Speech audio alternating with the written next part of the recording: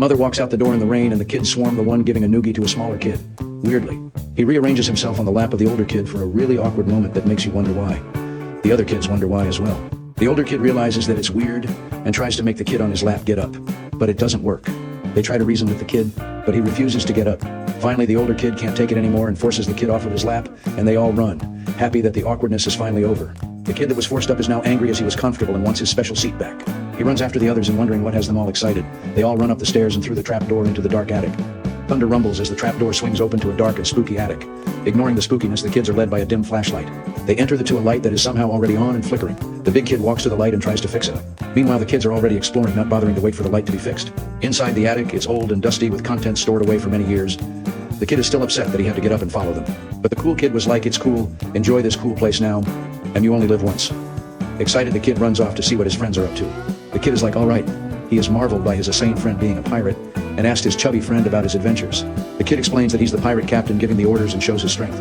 All of a sudden now the thunder is scary and they all jump. Oh crap, better take my puff to help breathe and relax. Then they're all like whatever and move on.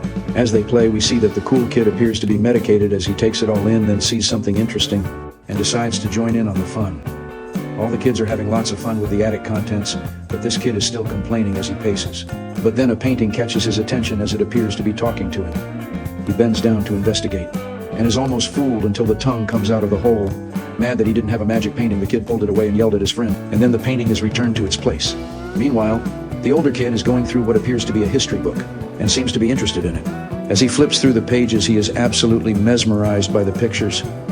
He can't help but think how pretty the last picture we get to see is. We see that this kid seems to still be upset over the painting and even argues with the bigger kid that had nothing to do with it. The kid then looks at his chubby friend and tells him he's going to rip the old clothes since they don't fit, and then angrily takes the sword from the cool kid. The chubby one tells him to relax as he is ruining the fun, but the kid still really doesn't care and takes the hat from the chubby kid, who then struggles to get out of the old jacket.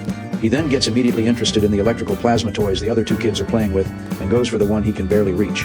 The kid walks away but then gets interested in a picture and goes to pick it up, after moving it so he can get a better look. He sees that the glass is super dusty. We see some writing through the glass as the dust is wiped away, but then all we are able to see is the kid's reflection as he tries to read what is on the paper. The kid keeps trying to read what is on the paper but is not able to because of the dust and needs a better way. He finally decides to call over his chubby friend. He explains what is happening and convinces the chubby one to go to him. After the chubby kid walks over to Haim, he hands over the heavy picture. The kid knows that the chubby kid won't be able to handle the picture and starts counting down. The chubby kid drops the picture as predicted.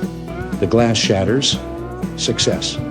The shattered glass gets the others' attention, and they all decide to gather around as the paper is carefully removed from the broken glass.